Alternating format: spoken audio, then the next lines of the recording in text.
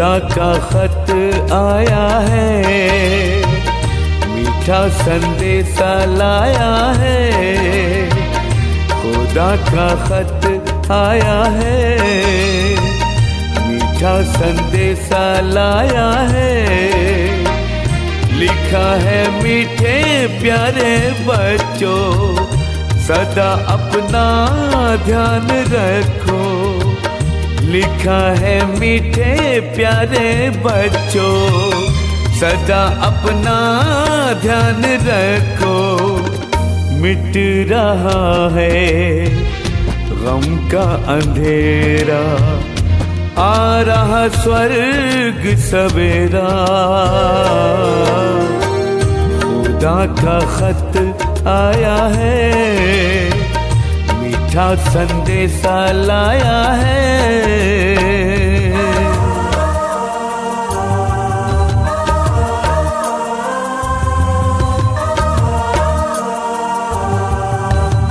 ओम शांति। Good morning.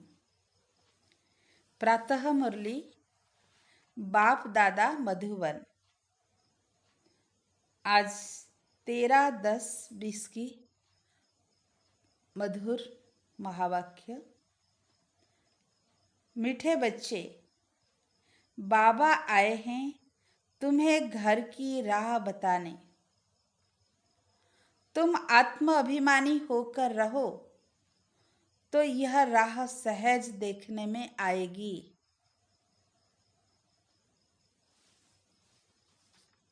प्रश्न, संगम पर कौन सी ऐसी नॉलेज मिली है जिससे सतयुगी देवताएं मोहजीत कहलाए? उत्तर, संगम पर तुम्हें बाबा ने अमर कथा सुनाकर अमर आत्मा की नॉलेज दी। ज्ञान मिला, यह अविनाशी बना बनाया ड्रामा है। हर एक आत्मा अपना अपना पार्ट बजाती है। वह एक शरीर छोड़ दूसरा लेती है। इसमें रोने की बात नहीं। इसी नॉलेज से सतयुगी देवताओं को मोहजीत कहा जाता। वहां मृत्यु का नाम नहीं। खुशी से पुराना शरीर छोड़ नया लेते हैं। आज का गीत है, नैन हिनको राह दिखाओ प्रभु, पग पग ठोकर खाऊं मैं। ओम शांति। मीठे मीठे रूहानी बच्चों प्रति रूहानी बाप कहते हैं कि राह तो दिखलाता हूं, परंतु पहले अपने को आत्मा निश्चय कर बैठो। देही अभिमानी होकर बैठो तो फिर तुमको राह बहुत सहज देखने आएगी। भक्ति मार्ग में आधा कल्प ठोकरे खाई है। भक्ति मार्ग की तो अथाह सामग्री है। अब बाबा ने समझाया है, बेहद का बाप एक ही है। बाबा कहते हैं, तुमको रास्ता मैं बता रहा हूं। दुनिया को यह भी पता नहीं कौन सा रास्ता बताते हैं। मुक्ति, जीवन मुक्ति, गति सदगति का। मुक्ति कहा जाता है शांति धाम को। आत्मा शरीर बिगर कुछ भी बोल नहीं सकती। कर्म इंद्रिय द्वारा ही आवाज होता है, मुख से ही आवाज होता है। मुख ना हो तो आवाज कहाँ से आएगा? आत्मा को यह कर्म इंद्रियां मिली है कर्म करने के लिए। रावण राज्य में तुम विकर्म करते हो। यह विकर्म छी छी कर्म हो जाते हैं। सतयुग में रावण ही नहीं तो कर्म अकर्म हो जाते हैं। वहां 5 विकार होते नहीं। उसको कहा जाता है स्वर्ग। भारतवासी स्वर्गवासी थे, अब फिर कहेंगे नरकवासी। विषय वैतरणी नदी में गोता खाते रहते हैं। सब एक दो को दुख देते रहते हैं। अब कहते हैं बाबा ऐसी जगह ले चलो जहां दुख का नाम ना हो। वह तो भारत जब स्वर्ग था तब दुख का नाम नहीं था। स्वर्ग से नरक में आए, अब फिर स्वर्ग में जाना है। यह खेल है। बाप ही बच्चों को बैठ समझाते हैं। सच्चा सच्चा सत्संग यह है। तुम यहाँ सत बाप को याद करते हो, वही ऊंच से ऊंच भगवान है। वह है रचता, उनसे वर्षा मिलता है। बाप ही बच्चों को वर्षा देंगे। हद का बाप होते हुए भी फिर याद करते हैं, हे भगवान, हे परम पिता परमात्मा, रहम करो। भक्ति मार्ग में धक्के खाते खाते हैरान हो गए हैं। कहते हैं, हे बाबा, हमको सुख शांति का वर्षा दो। ये तो बाप ही दे सकते हैं, सो भी 21 जन्म के लिए। हिसाब करना चाहिए। सतयुग में जब इनका राज्य था तो जरूर थोड़े मनुष्य होंगे। एक धर्म था, एक ही राजाई थी। उनको कहा जाता है स्वर्ग सुखधाम। नई दुनिया को कहा जाता है सतो प्रधान। पुरानी को तमो प्रधान कहेंगे। हर एक चीज पहले सतो प्रधान, फिर सतो रजो तमो में आती है। छोटे बच्चे को सतो प्रधान कहेंगे। छोटे बच्चे को महात्मा से भी ऊंच कहा जाता है। महात्माएं तो जन्म लेते, फिर बड़े होकर विकारों का अनुभव करके घरबार छोड़ भागते हैं। छोटे बच्चे को तो विकारों का पता नहीं है, बिल्कुल इनोसेंट है, इसलिए महात्मा से भी ऊंच कहा जाता है। देवताओं की महिमा तो गाते हैं, आप सर्वगुण संपन्न, 16 कला संपूर्ण, संपूर्ण निर्विकारी, अहिंसा परमो धर्म, मर्यादा पुरुषोत्तम। साधुओं की यह महिमा कभी नहीं करेंगे। बाप ने हिंसा और अहिंसा का अर्थ समझाया है। किसी को मारना, इसको हिंसा कहा जाता है। सबसे बड़ी हिंसा है काम कटारी चलाना। देवताएं हिंसक नहीं होते, काम कटारी नहीं चलाते। बाबा कहते हैं, अब मैं आया हूं तुमको मनुष्य से देवता बनाने। देवता होते हैं सतयुग में। यहाँ कोई भी अपने को देवता नहीं कह सकते। समझते हैं हम नीच पापी भिखारी हैं, फिर अपने को देवता कैसे कहेंगे? इसलिए हिंदू धर्म कह दिया है। वास्तव में आदि सनातन देवी देवता धर्म था। हिंदू तो हिंदुस्तान से निकाला है, उन्होंने फिर हिंदू धर्म कह दिया है। तुम कहेंगे हम देवता धर्म के हैं, तो भी हिंदू में लगा देंगे। कहेंगे हमारे पास कलम ही हिंदू धर्म का है। पतित होने कारण अपने को देवता कह नहीं सकते हैं। अभी तुम जानते हो, हम पूज्य देवता थे, अब पुजारी बने हैं। पूजा भी पहले सिर्फ शिव की करते हैं, फिर वे भी चरी पुजारी बने। बाप एक है, उनसे वर्षा मिलता है। बाकी तो अनेक प्रकार की देवियां आदि है, उनसे कोई वर्षा नहीं मिलता है। इस ब्रह्मा से भी तुमको वर्षा नहीं मिलता। एक है निराकारी बाप, दूसरा है साकारी बाप। साकारी बाप होते हुए भी हे भगवान, हे ईश्वर कहकर हम पुकारते हैं। परम पिता परमात्मा कहते रहते हैं। साकारी बाप जन्म देने वाले बाप, लौकिक बाप, और निराकारी बाप जो आत्माओं का बाप, जिनसे हमको सुख शांति का वर्षा मिलता है। पति और पत्नी हाफ पार्टनर होते हैं, तो उनको आधा हिस्सा मिलना चाहिए। पहला आधा उनका निकाल, बाकी आधा तो बच्चों को देना चाहिए। परंतु आजकल तो बच्चों को ही सारा धन दे देते हैं। कोई कोई का मोह बहुत होता है, समझते हैं हमारे मरने के बाद बच्चा ही हकदार रहेगा। आजकल के बच्चे तो बाप के चले जाने पर माँ को पूछते भी नहीं। कोई कोई मातृस्नेही होते हैं, कोई फिर मातृद्रोही भी होते हैं। आजकल बहुत करके मातृद्रोही होते हैं, सब पैसे उड़ा देते हैं। धर्म के बच्चे भी कोई कोई ऐसे निकल पड़ते हैं जो बहुत तंग करते हैं। अब बच्चों ने गीत सुना, कहते बाबा हमको सुख का रास्ता बताओ जहाँ चैन हो।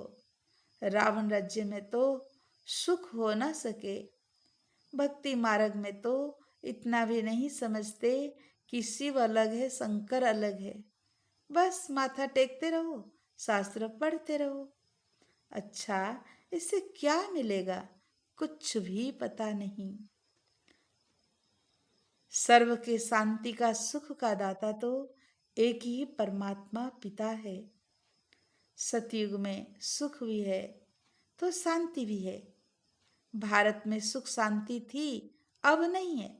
इसलिए भक्ति करते करते दर दर धक्के खाते रहते हैं।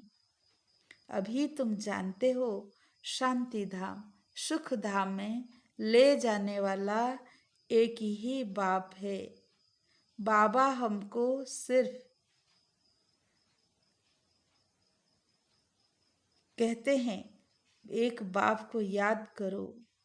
देह से देह के सब धर्म को अब भूल जाना है, एक बाप को याद करना है।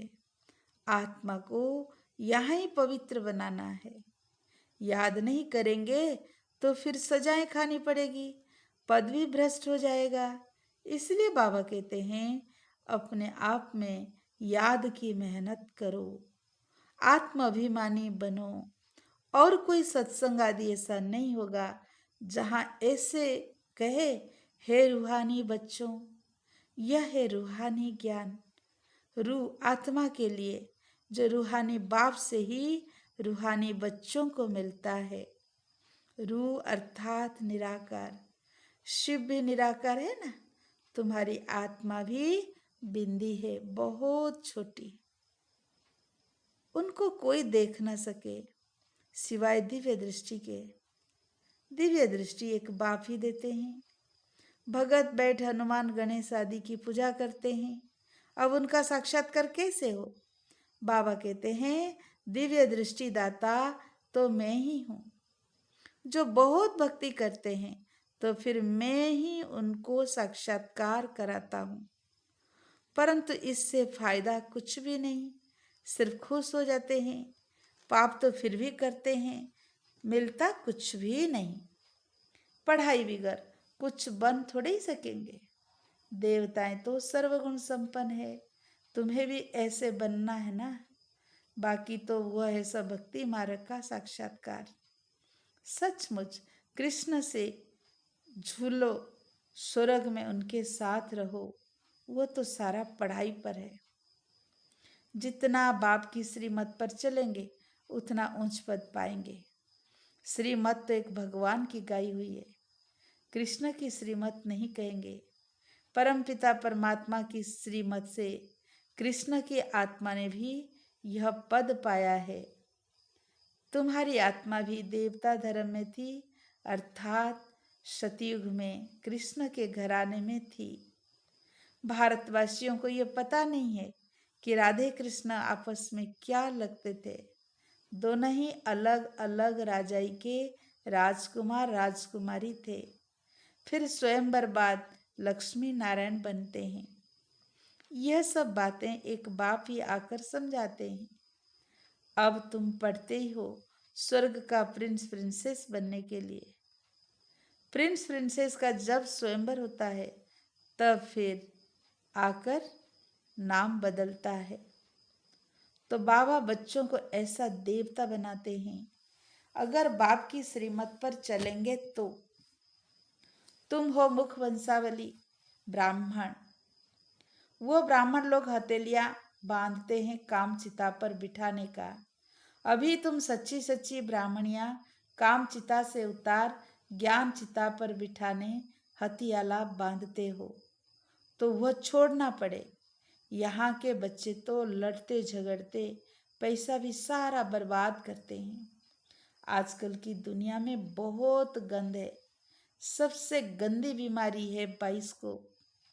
अच्छे बच्चे भी बाइस्कोप में जाने से खराब हो पड़ते हैं।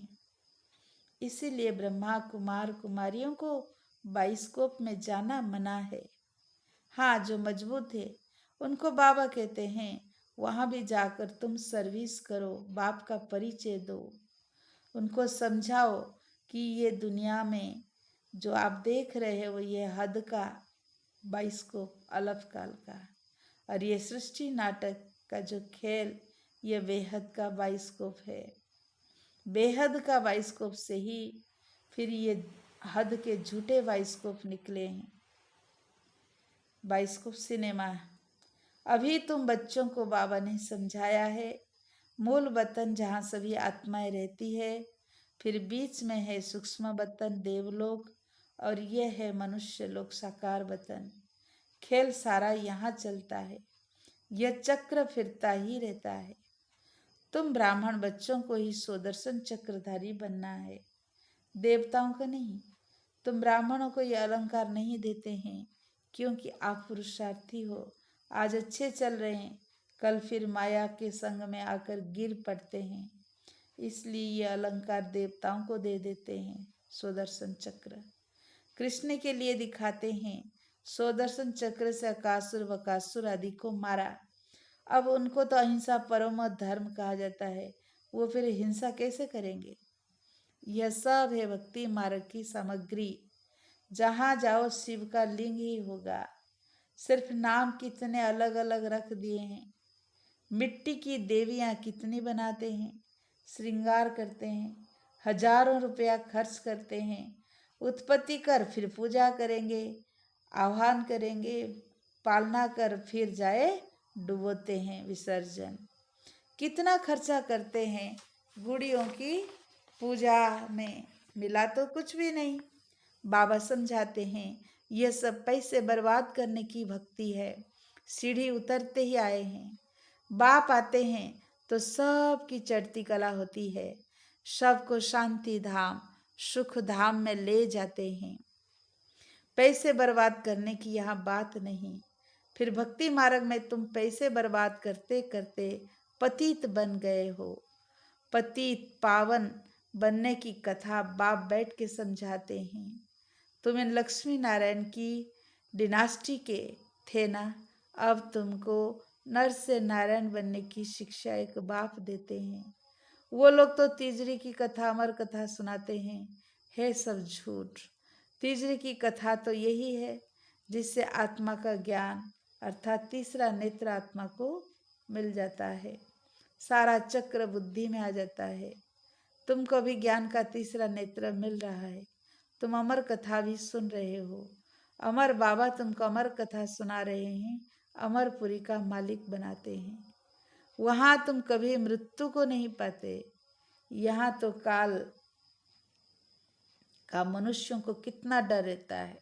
अभी तो खास कोरोना का भय से बहुत लोग मर रहे हैं। वहाँ डरने की रोने की बात नहीं, खुशी खुशी से पुराना शरीर छोड़ नया ले लेते हैं। यहाँ कितना मनुष्य रोते हैं, यह है ही रोने की दुनिया। बाबा कहते ये सब बना बनाया ड्रामा है, हर एक एक्टर अपना अपना पार्ट बजाते रहते हैं। ये देवताएं सभी मोहजित है ना। यहाँ तो दुनिया में अनेक गुरु है जिनके अनेक मतें मिलती है, हर एक की मत अपनी। एक संतोषी देवी भी है जिसकी पूजा होती है। अब संतोषी देवियां तो सतयुग में हो सकती है, यहाँ कैसे हो सकती? सतयुग में देवताएं सदैव संतुष्ट होते हैं, यहाँ तो कुछ ना कुछ आस रहती है, वहाँ कोई आस नहीं होती। बाप आकर सबको संतुष्ट कर देते हैं। तुम पदम पति बन जाते हो, कोई अप्राप्त वस्तु नहीं रहती जिसकी प्राप्ति की चिंता हो, वहाँ चिंता होती ही नहीं। बाबा कहते हैं सर्व का सद्गति दाता तो मैं ही हूँ। तुम बच्चों को 21 जन्मों के लिए खुशी ही खुशी बाप आकर देते हैं। ऐसे बाप को कितना याद करना चाहिए। याद से तुम्हारे पाप भस्म होंगे और तुम सतो प्रधान पावन बन जाएंगे। ये सब समझने की बातें हैं।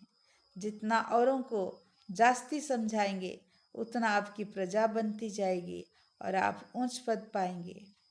ये कोई साधु संत आदि की कथा नहीं है।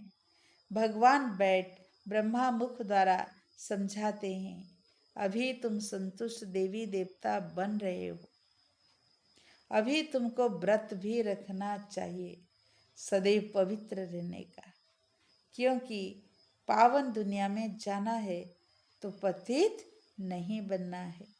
बाबा ने यही सच्ची सत्यनारायण का व्रत सिखाया है। मनुष्य ने फिर भक्ति में अनेक प्रकार के व्रत बनाए हैं। संगम युग में एक पवित्रता का व्रत लेना है। अच्छा, मीठे मीठे सिक्की लदे बच्चों प्रति माता पिता बाप दादा का याद प्यार और गुड मॉर्निंग। रूहानी बाप की रूहानी बच्चों को नमस्ते। हम रूहानी बच्चों की रूहानी बाप दादा को याद प्यार, गुड मॉर्निंग, नमस्ते नमस्ते नमस्ते। शुक्रिया बाबा, शुक्रिया। धारणा के लिए मुख्य सार, एक बाप की मत पर चल सदा संतुष्ट रह संतोषी देवी बनना है। यहाँ कोई भी आस नहीं रखनी है। बाप से सर्व प्राप्तियां कर पदम पति बनना है। दूसरा पॉइंट, सबसे गंदा बनाने वाला बाइस्कोप है। तुम्हें बाइस्कोप देखने की मना है। तुम बहादुर हो तो हद और बेहद के बाइस्कोप का राज समझ दूसरों को समझाना है, सर्विस करना है। आज का वरदान, फुल स्टॉप की स्टेज द्वारा प्रकृति की हलचल को स्टॉप करने वाले प्रकृति पति भव।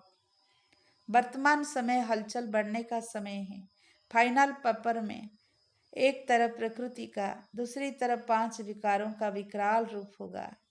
तमोगुणी आत्माओं का वार और पुराने संस्कार सब लास्ट समय पर अपना चांस लेंगे। ऐसे समय पर समेटने की शक्ति द्वारा अभी अभी साकारी, अभी अभी आकारी और अभी अभी निराकारी स्थिति में स्थित होने का अभ्यास चाहिए। देखते हुए ना देखो, सुनते हुए ना सुनो। जब ऐसी फुल स्टॉप की स्टेज हो तब प्रकृति पति बन प्रकृति की हलचल को स्टॉप कर सकेंगे। इसलिए दुनिया की समाचार देखो, सुना, लेकिन अनसुना रहो, बाबा कहते हैं। तब बच्चे आप संकल्प में फुल स्टॉप लगा के प्रकृति पति या प्रकृति जीत बनेंगे। आज का स्लोगन, निर्विघ्न राज्य अधिकारी बनने के लिए निर्विघ्न सेवाधारी बनो। ओम शांति। ओम शांति। Good morning.